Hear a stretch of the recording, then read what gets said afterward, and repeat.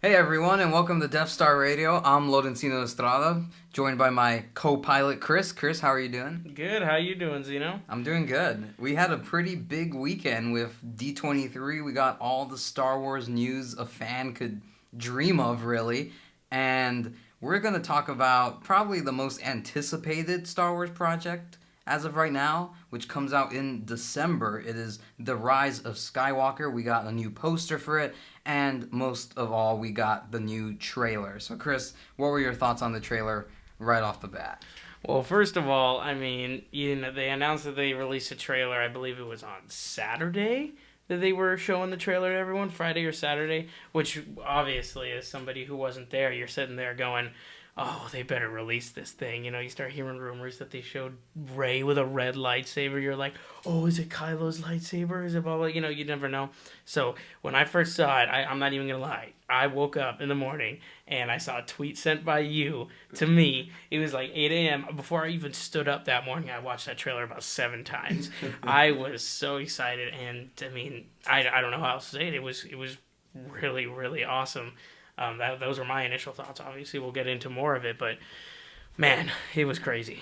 What about you? No, I'm the same as you. I woke up and I got the notification on YouTube. It said Star Wars: The Rise of Skywalker, and I immediately I didn't even finish reading it. I just like unlocked my phone and started watching it, and just chills. Like the entire trailer chills leading up to it.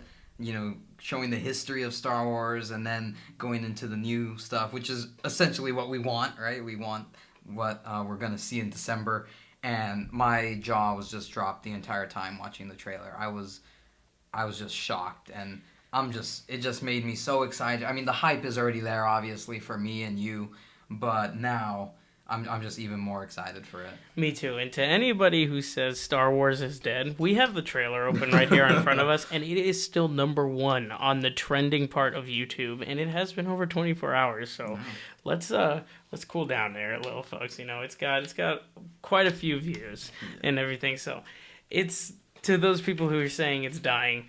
Let's chill. This weekend has something else to tell for you. Exactly. But yeah, we're gonna break down the trailer pretty much scene by scene, except for like the first 50 seconds. Because if you saw the trailer, it's the first 50 seconds are of movies we've already seen. Of course, it's from all of the other 8 movies in the Star Wars saga, and it's a fantastic little homage. Honestly, if that was the only trailer, I still would have been hyped, but not as hyped, obviously. But it was very well done.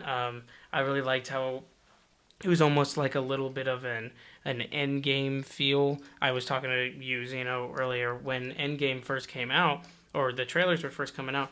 They did a lot of those trailers where they showed scenes from the first Iron Man, from the first Thor, from the first Captain America, and it was really cool because you kind of got the end. You got the feeling that this was really like the end, and I mean not to no pun intended with Endgame, but you kind of got that feeling. And so I think Star Wars really captured that. It's like the first minute of the entire thing is just scenes from all of the other movies, and it just once it hits you with the new stuff, you just oh my gosh, like you're about ready to cry already. At least I was. I was like, oh my gosh. But what did you think about that? It was kind of a reminder to me that all of this it's actually coming to an end. Star Wars it's still going to be around once Rise of Skywalker ends, once the credits roll, but the Skywalker saga, it actually is coming to an end. It says that in the trailer, right? The most, I forget what it says, right? Like the most famous saga comes to an end, something like that. Yeah. And to me, it really reminded, because something about the sequel trilogy has been that we've been accustomed to these now new characters that not that we forget about the old characters, but it's also their story, and it's a continuation of that Skywalker saga. And for me, I think at times I forgot that at heart. This is what this saga is, what this trilogy is. So it was a good reminder for me, and I really liked that. I thought it was well made. Those first 50 seconds, it was really good. But obviously, I think we're here more to talk about the new stuff Of course. and just everything. I mean, we that first teaser trailer, we didn't even get much, right? We got the Emperor's Laugh. That was the huge thing.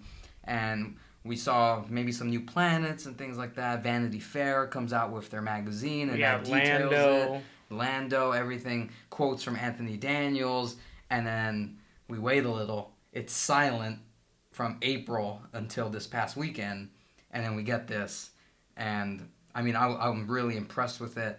I'm very excited for it again. I mean, I'm going to reiterate that so many times that you and me are just so excited for this to come out, and we can't wait. And we're anxiously awaiting the return of J.J. Abrams to direct the Star Wars movie. And so, should we break down the trailer? I say we shall. So we have the first scene of the new part of the trailer. I guess you could say it starts at about 1 minute and 14 seconds into it.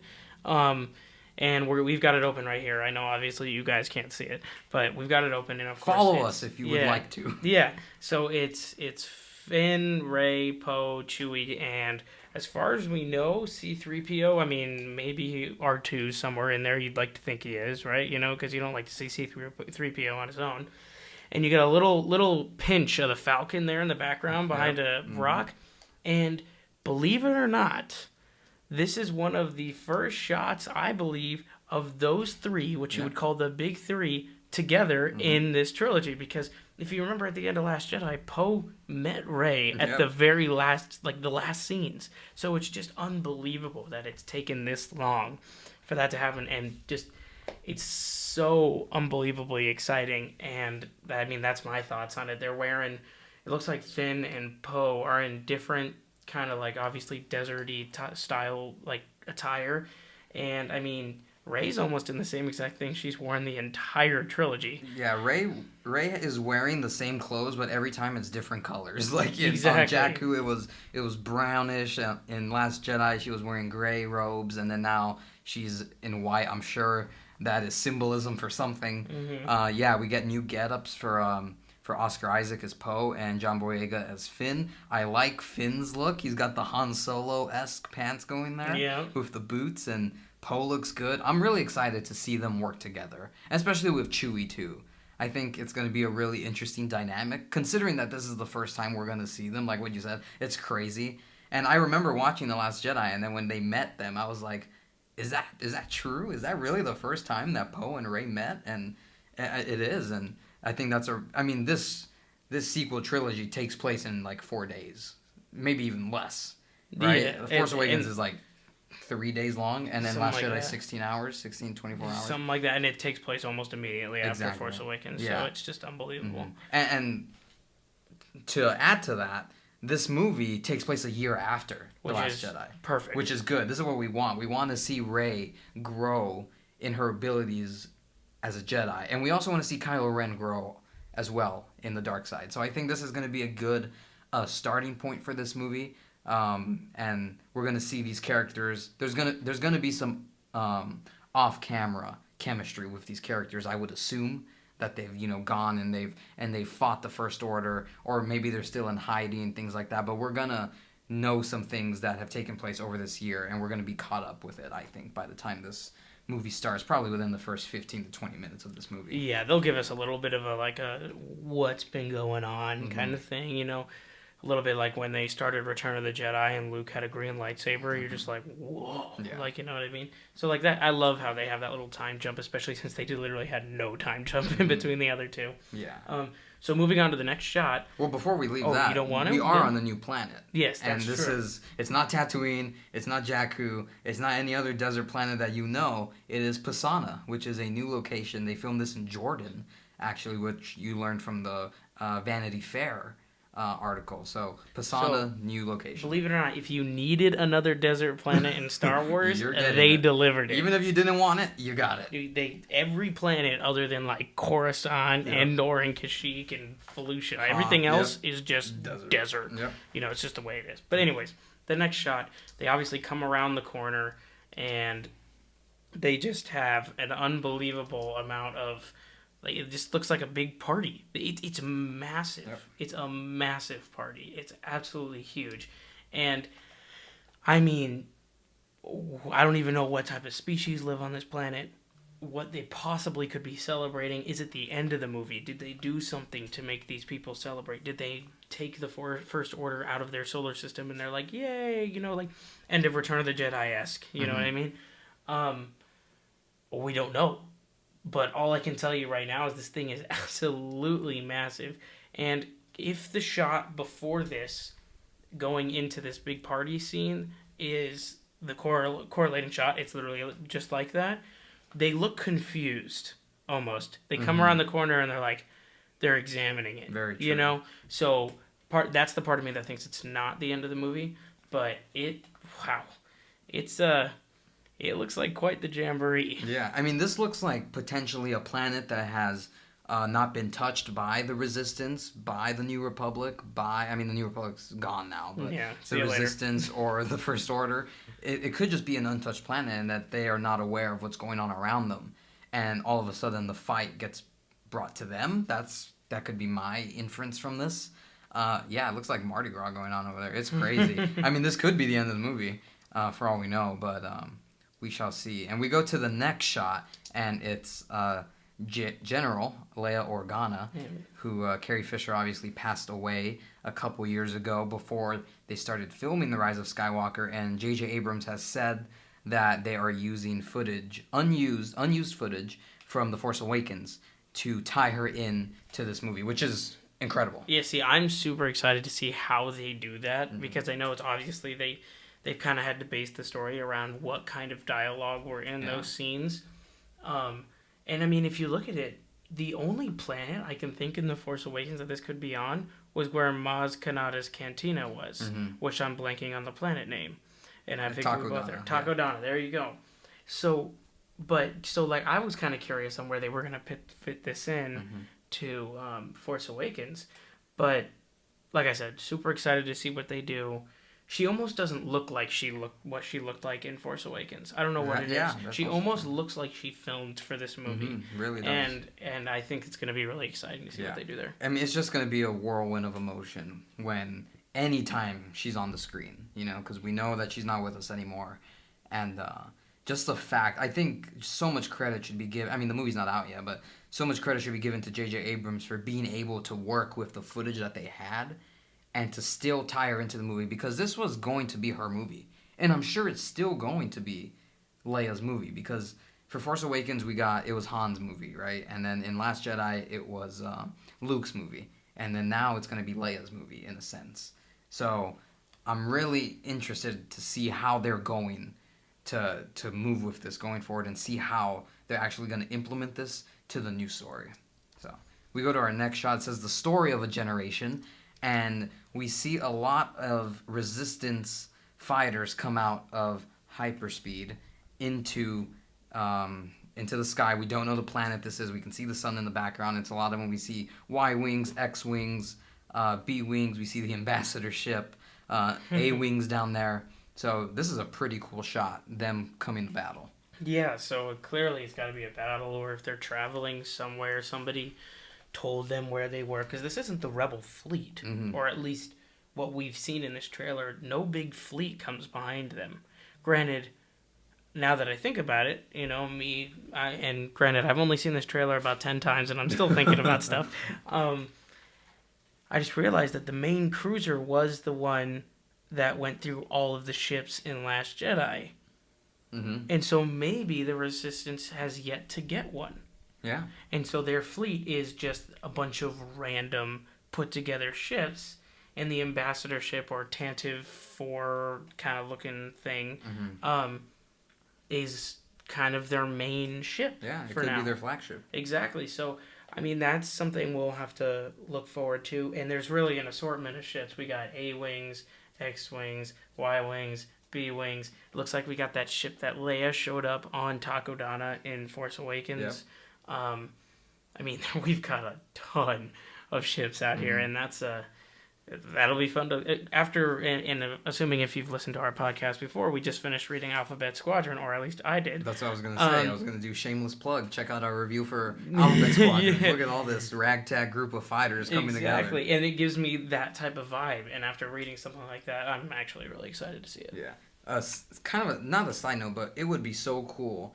I know you haven't watched Star Wars Resistance yet, but it would be so cool if the Colossus came out with all of this. The Colossus is the main ship where Kazuda Xiono is on, and he's a spy for the Resistance. He's working under Poe. It would be so cool if we got him or maybe not necessarily him in the movie, but we got the Colossus. I think that would be really fun to see. That's just from me watching Resistance. I'm still not done with season 1 though, and I still haven't even seen the trailer for season 2. Got to get to that. Next shot, we get a ton of Star Destroyers. I mean, it's a lot. I mean, they're just lined up. I mean, how many is that? We're not going to count them, but it's a lot. It's dark, too. The setting is dark. It's a completely different contrast. I mean, Resistance, light, and then the First Order, the dark, right? I'm guessing that's what they're trying to show there. Ton of Star Destroyers. You brought up a good point, Chris. Could this also be a vision? Yeah, because obviously, I mean, I'm not trying to spoil anything, but the end of this trailer does have a pretty big drop with Rey with a red lightsaber.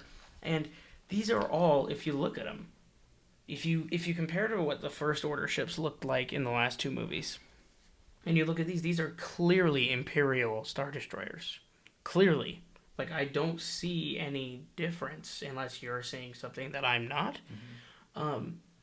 So maybe Palpatine uses a vision to try and sway or intimidate Rey in any way. Maybe when we see Rey with that double lightsaber that we're going to see at the end, maybe Palpatine is showing her that, and they're staring right back at each other. Maybe that's it. Yeah. So I could definitely, because there's no way there's this many Star Destroyers. Now, also, the First Order could be using maybe the same design as the Empire because it worked. True. But the First Order took a major hit when Vice Admiral Holdo sent the Resistance flagship throughout that entire fleet that included Supreme Leader Snoke's ship. So it's hard for me to believe that there are this many, in a year, that there are this many Star Destroyers. That's a lot. I mean, and Star Destroyers hold thousands, if not hundreds of thousands, I'm not sure hundreds, tens of thousands of crew and stormtroopers and things of that sort. So I think it's hard to believe that this is actually the scope of the fleet for the First Order. I did. Something that did come to my mind, though, Chris, I mean, we're reading Thrawn, right? I mean, we both need to read. You're reading Thrawn Alliances. I need to read Thrawn Treason. We still need to watch Rebels. I saw this fleet, and I was like, oh, maybe Grand Admiral Thrawn. Can we make a... We haven't seen Rebels yet, so we don't know what happens to Thrawn. But, I don't know. It'd be cool if Grand Admiral Thrawn made a little appearance. Yeah, very unlikely. With 1,000 ships behind him. He's a Grand Admiral. I don't know how it would work, but well, obviously, we'll see what happens there. So we go to our next shot, and it's Finn with a new character. Oh God, I had her name right now. Janna, thank you. So Janna's in the background with Finn. They're on some sort of ship that does not look like the Millennium Falcon. It does not. But they're there. Maybe this is also one of those scenes that works with like what you said earlier on Pisana. Maybe they're looking at this fleet and how big it is. I mean, the coloring is kind of the same.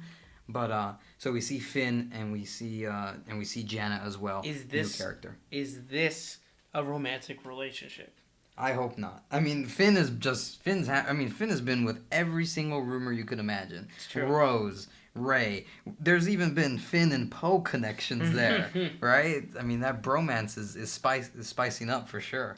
Yeah, I guess we'll have to see what part Janna plays in this whole movie. If it ends up being that way, I'm okay with that because I've never been a big fan of Jedis having relationships. I feel like that was a big part of the prequel trilogy. Anakin having a wife is the reason why he ended up turning to the dark side. Yeah. So I always have kind of thought that there shouldn't be any tension there at all when it comes to romantic at all. So I wouldn't be pissed with this, but I guess that leaves Rose up in the air, which, by the way, she has not been in either of the trailers. Yep, and that is on purpose, obviously. So we'll have to see what she does, because I'm assuming October, ESPN, Monday Night Football, because I know it sounds crazy, but it's happened every time. Force Awakens, we had one in April, we had one in July, we had one in October when they announced tickets, and it was on ESPN, Monday Night Football. Yep. Same thing happened with Last Jedi. This year, we got it a little bit later in August.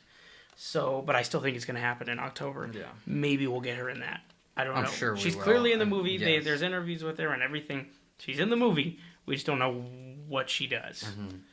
So, I mean, this shot itself brings up a lot of questions. And something else about Janna, Could she potentially be the daughter of a Lando Calrissian? Maybe. Could this be a connection It's a that we could make? possibility. I mean, they asked her, and she said that Lando is a very charming man, and he's mingled with a lot of women across the galaxy. So, for all we know, Janna is the daughter of Lando, which would be cool. It's a possibility. I wouldn't and mind I think we're missing something big here. Finn has a lot more hair on that head than he has in the other movies. So clearly, that's a big part of the time jump. If you fans of Endgame out there, if you saw the trailers, people were watching Black Widow's hair change from blonde to red in trailers, so you knew there was going to be some sort of time jump. Yep. We're watching Finn's hair. I'm calling it here. Finn's hair watch. Here we go. Hashtag Finn's hair watch. There you go. And Finn's back is doing good. Something that I never understood from The Last Jedi. His back was just fine. Yeah. After Kylo Ren just stabbed him, just pretty much. eviscerated his spine. Yeah.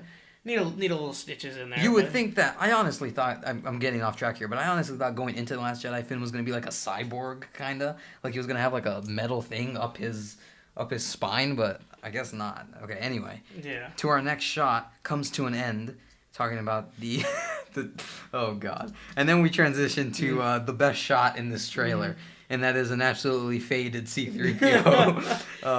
C-3PO with the red eyes. Chris, is this anything other than a merchandise opportunity? Well, all I know is that if we don't get a line saying, I know you probably didn't recognize me with the red eyes, then I really don't know what J.J. Abrams is doing. Like, I really don't know. Obviously, it's got something to do with he's sitting up looking like the Undertaker or something, you know. And red eyes, we've never seen C-3PO with red eyes. Of course, there's the memes out there, like you said, it's just stone C-3PO. So stone to the max. We'll have to see how that works out. But C-3PO is really out there. I don't know what they could possibly do with it. How can they make C-3PO a villain if that's the possibility? Well, look at something that I noticed, very minuscule, but look at him like kind of like rise, if that makes sense, right? Like look at him come up. It's very villainous. I'm probably reaching, obviously. I'm grasping at straws here. But to me, it just seems very like, maybe he was like shut down and then he just came back like up. They rebooted him and now he's evil. Maybe, I mean, he was created by Darth Vader. I mean, Anthony Daniels said that C-3PO does something in this movie that that's going to surprise many of us. And I'm not saying it's going to be a full turn to the dark side for C-3PO, but maybe he is he's rerouted in a sense, and you know some wires are put there and some wires are taken out, and all of a sudden he's like an assassin droid. You know, yeah. I mean, we saw the picture of him with the bowcaster like in April. That's true. So he might do something crazy. I'm excited for it. I mean, that's probably one of the most exciting shots in the trailer, surprisingly enough. But I think we're all overlooking it. Oh, we're 100% overlooking it. And Chris, you know I'm a big Funko Pop collector. I have all the Star Wars ones. I cannot wait for the C-3PO with the red eyes to be released because you know that's going to happen. Oh, boy. So then we go to our next shot. And this looks very similar, Chris. This looks like something we have seen plenty of times in Star Wars. And it looks like we have another super weapon of a sort. Shooting down on a planet that we don't know, but it's definitely causing some damage here. Red laser hitting the ground. I thought of the movie Man of Steel, and I thought of that machine in Man of Steel and how it terraformed Earth, trying to turn it into Krypton. That's what I got from it. I'm sure that's not the case, but I thought of like a terraforming to a sense. See, no, I mean, I get where you're coming from, but this is clearly Starkiller Base type technology. Yeah. I mean, obviously, Starkiller Base destroyed planets really fast. Maybe this is an unfinished new super weapon.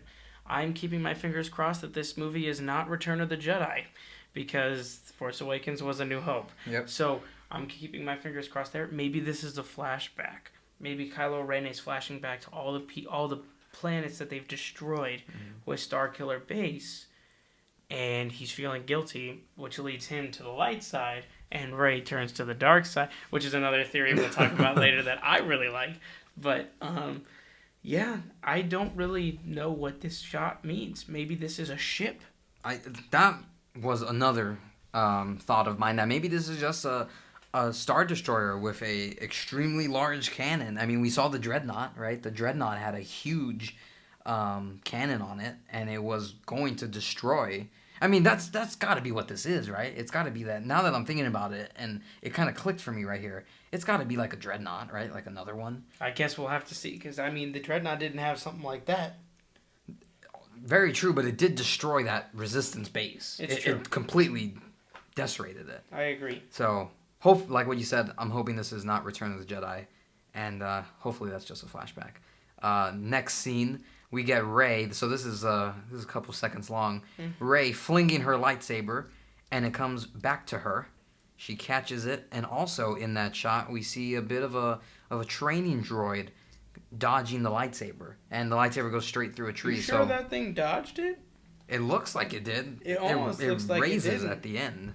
It looks very close. Yes, it's very. We're gonna need a review on that. Oh yeah. Is the training droid okay? J.J. Abrams, come on. But we see that Rey is learning, and we see that she is growing in her ways of using a lightsaber and her ways of the Force. So we're seeing her grow as a Jedi, which I really like, and I like this shot. And she's on some forest planet that we don't know. Looks like Takodana once again. Kind of looks like Endor also. Yeah, also Endor. So I guess we'll see. Yeah, and Endor could be a potential location for this movie. Because from the other trailer that we saw, the first one, we saw that the Death Star, the remnants of the Death Star are there. I mean, one can imagine that when the Death Star blew up, pieces of it did fall to Endor. The only thing is that the first or second Death Star. Yes, exactly. If it's the first one, is a Yavin 4. Mm-hmm. Or is it Yavin itself? Mm-hmm. If it's the second one, then yeah, maybe is it Endor. Yeah. So we'll have to figure that out. Yes, exactly. So, comes back to her. She has some sort of red cloth tied around her hand. A little foreshadowing. Yeah, a little foreshadowing, I guess. And then we transition. To Kylo Ren igniting his lightsaber with his TIE fighter or his TIE interceptor in the. Is it called TIE silencer? It's one of the TIEs. In the background, we see lightning strike. So this. Sorry, not to cut you off. Yeah, go for it. This, I believe, is in that same area as all those Star Destroyers, because there's lightning, there's clouds everywhere, and you notice how you can't see very far. Mm-hmm. This is why I think it's a vision, and it's Kylo walking toward Rey in this vision. And also, I mean, to kind of go off of that, it does also look like the location of where that super weapon hits, right? Because we see the rocky terrain, we see this floor right here, it's cracked, and maybe there's a ledge right there in the background as well. So I think this could all be. This trailer might just be one big vision. It really could be. I mean, because obviously J.J. Abrams has tricked us many times in his trailers. He did it for Force Awakens. I mean, we thought Finn was going to be the Jedi from the Force Awakens trailer, and it was the complete opposite. Mm-hmm. So, go to the next shot. We're nearing the end of this trailer. We see Kylo Ren and Rey fighting. This can't be a vision, I'm sure. We see them fighting on what looks to be a big part of a ship. I mean, immediately I was like, yeah, that's the Death Star. That's part of a Death Star. And they're fighting in the ocean on these loose pieces of what I would assume would be the Death Star.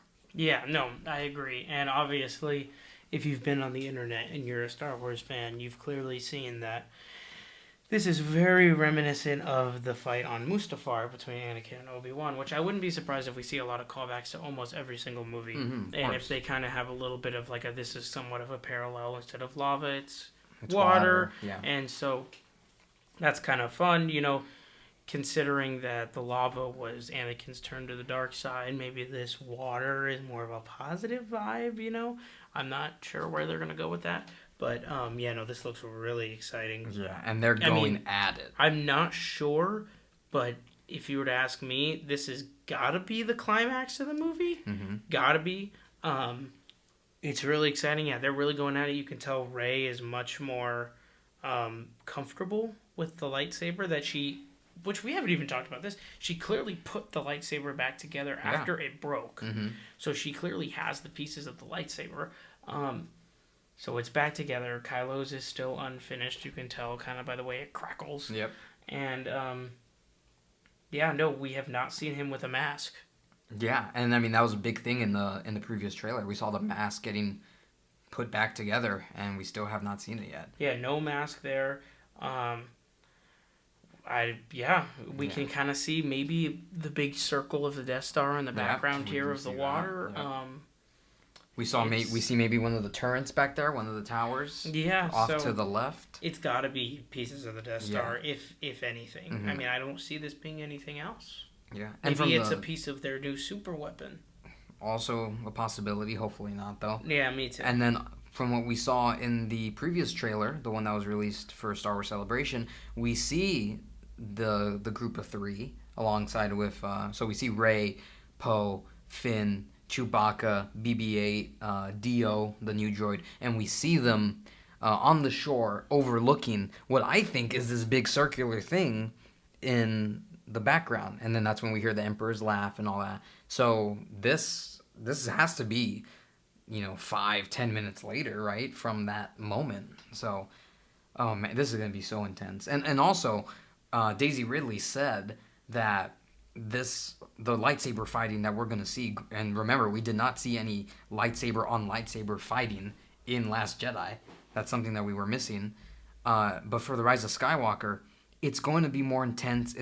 These characters are going to be going at it because they used lighter lightsabers when filming this movie. So the material they used was lighter, so they could be more flexible, if you will, in the way that they fight, and it could be more passionate and more. So again, I think we're going to see fighting in this movie, lightsaber dueling that we've never seen before. Yeah, I mean, it's going to be really hard to top that Obi-Wan. And of course. I mean, that's the longest fight sequence in the history of movies. Yeah. So I don't think we're going to top that, but, I mean, we're going to get some passionate fighting here. So, oh, God. It's great. It's exciting. So moving on here. Yes. We're going to keep going here in the trailer. Obviously, this is where it turns dark, and you hear the Emperor or Ian McDermott or whatever you want to call him, the Senate. Chief. Palpatine, he says, your journey nears its end. And then you hear one breathe out or in, depending on what you want to say, of Darth Vader. Mm-hmm. And you're like, what the heck?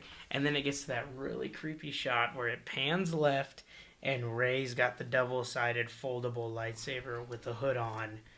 And it's just absolutely... It's terrifying. Mind-blowing. Yeah. Because you're like, what? And she's instead of the robes she's been in this whole time, they're the same, but they're black. Mm-hmm. And she's got a cape. She has a cape. She kind of has a cape on the other one. I don't know if you noticed that when they were fighting. I did not. But this one also has a hood, obviously.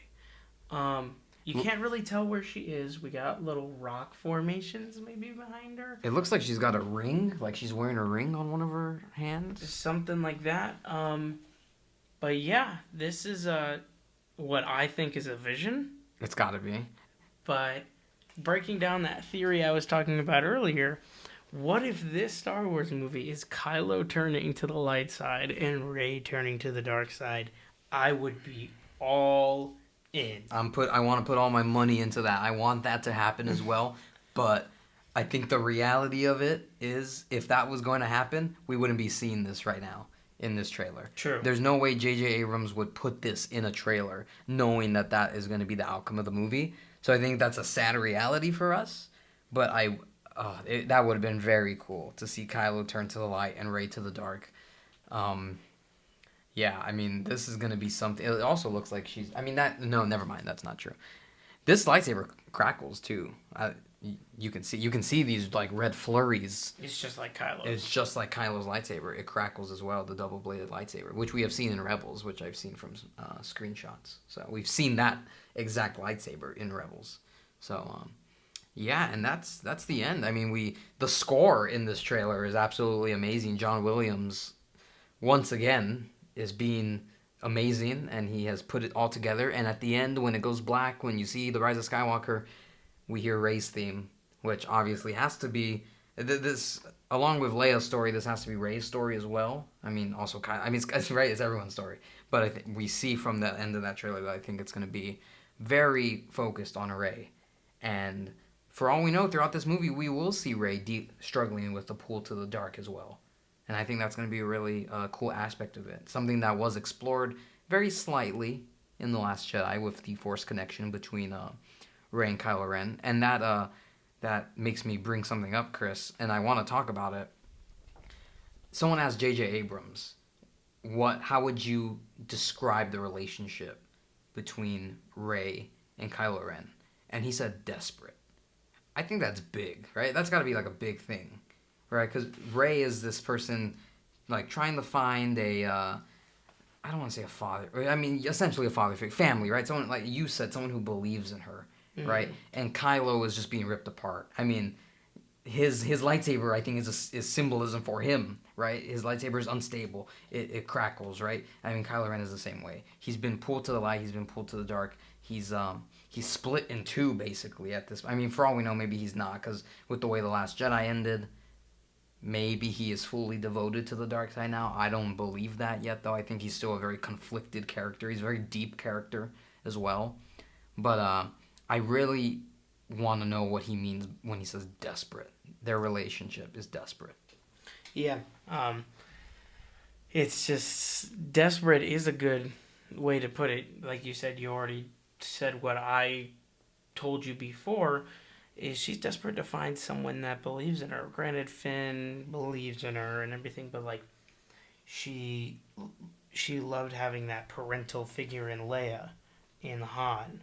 That's why I think those Leia scenes are going to come in huge in this part.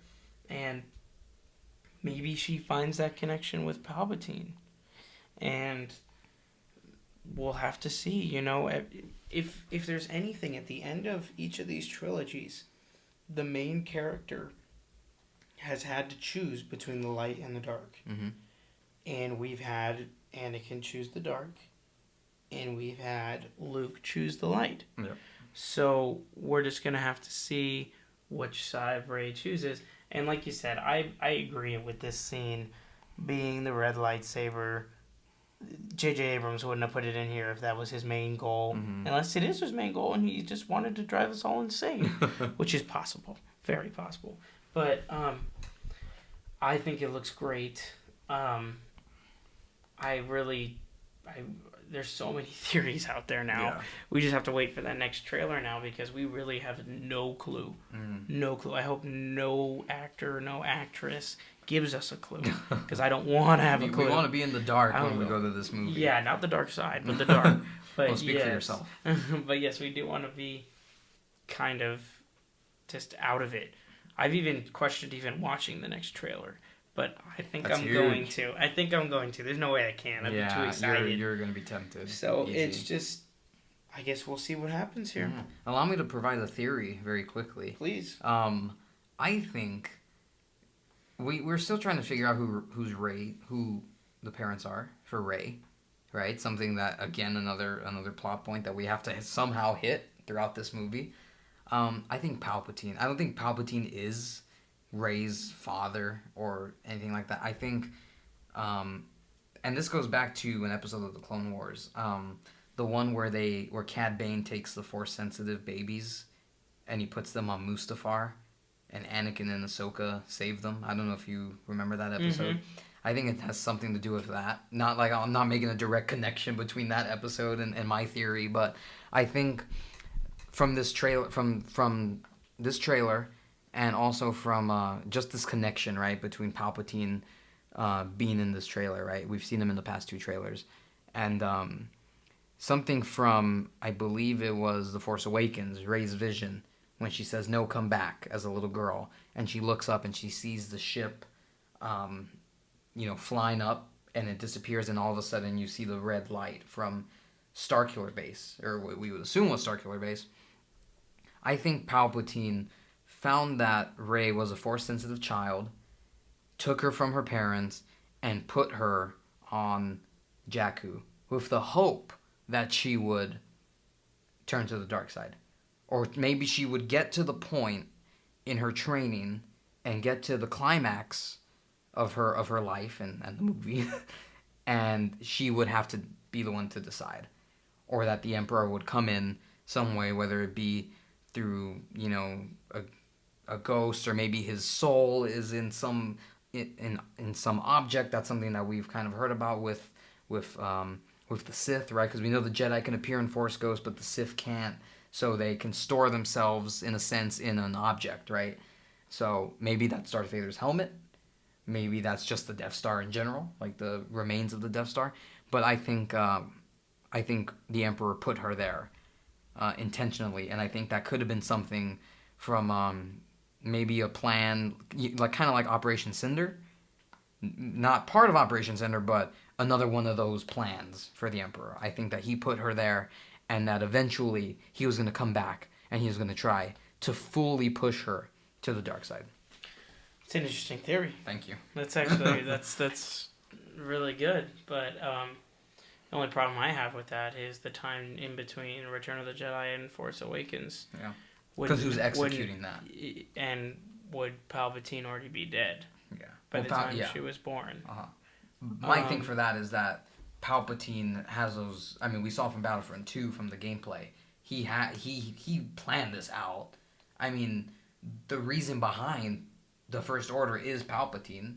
He gave coordinates to specific higher ups in the Empire, and he said once the Empire goes away at the Battle of Jakku, once they think that that is the last battle of the Empire, you take these coordinates and you go somewhere in the outer reaches of the galaxy, and then we form again. Maybe obviously the Emperor is not part of that, but he at least fast-tracked the creation of the First Order. So it's not beyond my belief that the Emperor does not have a contingency plan outside of just Operation Cinder and sending coordinates to members of the Empire once it's, quote unquote, done.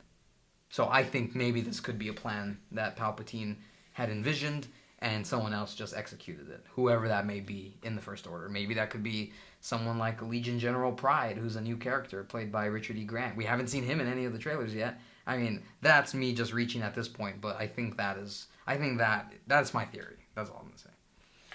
It's a very, very complex theory, and it could happen, but I mean, that's what trailers give us. They give us time to completely go insane. Yeah. That's what trailers do. That's all I've been thinking about this trailer. I mean, it's been all over my mind. And the Mandalorian trailer is good.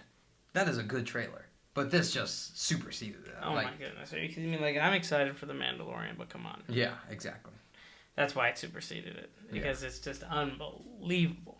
This trailer is just so well put together, and it left us doing something like this. Yeah. Because we don't know what the hell's going on. December 20th. Please come soon. Yeah, please. Honestly, I need to finish this semester of school so we can get there faster. Yeah, that's another good thing, right? With that, the semester's over, and Rise of Skywalker. I mean, we get Mandalorian in November, thankfully.